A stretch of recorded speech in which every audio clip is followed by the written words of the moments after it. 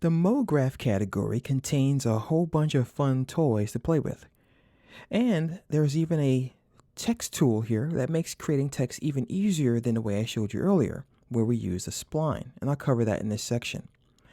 So what is MoGraph and what's the big deal with it? Well, MoGraph gives you tools that makes creating motion graphics like moving text and shaking things and making things jiggle a lot easier. As you see here, I have a tool called an effector that lets me just make my text move around at random. And there's quite a few of these effectors available. So under the MoGraph category, what you'll find here are cloners, which allow you to quickly make many copies of things. For example, I'll go ahead and create a brand new file. And don't worry, I'm going to cover a lot of this stuff in the upcoming lessons. But if I were to grab a cloner and toss my cone inside that cloner, I now have some more cones. And I can do all kinds of cool stuff with that, like changing the number and all kinds of stuff.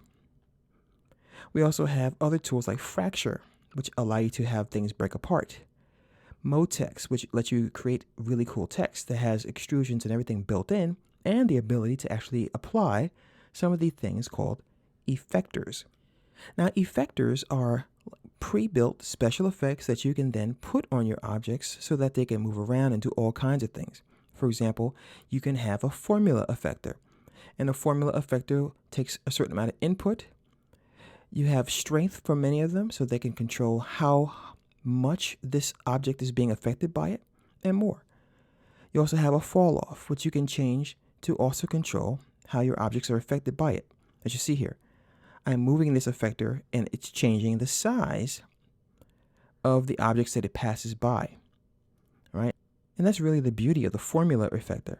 It lets me create all kinds of very interesting effects, so I can have a bunch of cones growing as the effector passes by it. And we also have many others as well, like delays.